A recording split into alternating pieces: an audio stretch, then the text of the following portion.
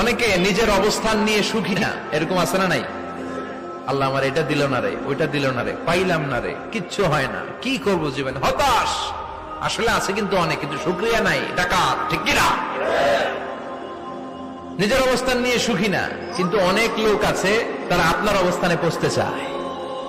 তাদের দিকে তাকিয়ে দেখেন, আপনি যে অবস্থানে আছেন এই অবস্থানে পৌঁছাটা অনেকের কাছে স্বপ্ন।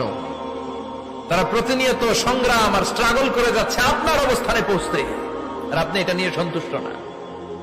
শেখ সাদির নাম শুনেছেন? বালাগাল উলা কাশাফাত দুজা, এই কবিতাটার রচয়িতা ইরানের বিখ্যাত এক কবি। উনি একবার আর্থিক সমস্যার মধ্যে দিয়ে সময় কাটাচ্ছেন, টাকা নাই, পয়সা নাই, পায়ে দেওয়ার মতো জুতা নাই। উনি খুব দুঃখ পেলেন, হায় রে, আমি ইরানের এত বড় কবি, আমার পায়ে দেওয়ার মতো জুতা নাই।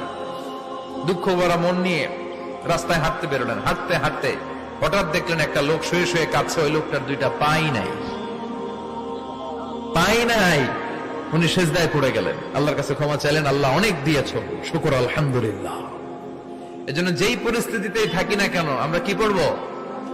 জোরে বলেন, কি পড়বো? এজন্য কানাতু মিনাল ইসলাম, অল্পে তুষ্ট থাকার নাম হলো ইসলাম। সম্পদ লাগবে কিন্তু সম্পদের পাহাড় লাগবে না, ঠিক কিনা?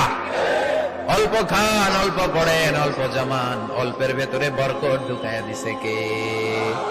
দেখবেন যাদের সম্পদ অল্প তারা সুখী বেশি।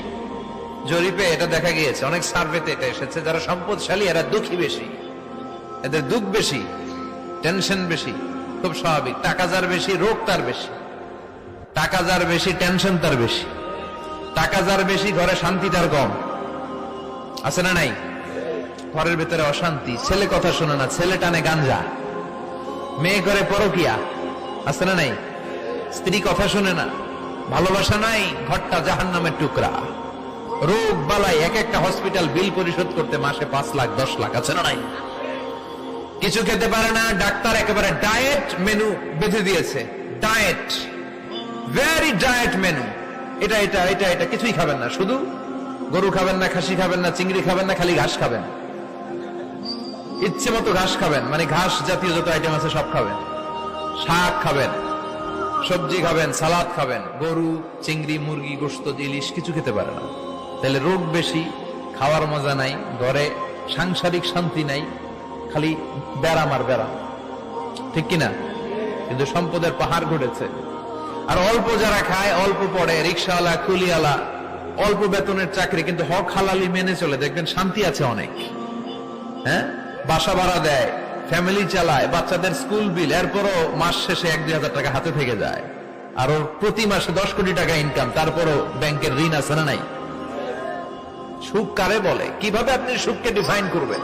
সুখ তো টাকায় কিনা যায় না, শান্তি টাকা দিয়ে হয় না, শান্তি দেওয়ার মালিককে।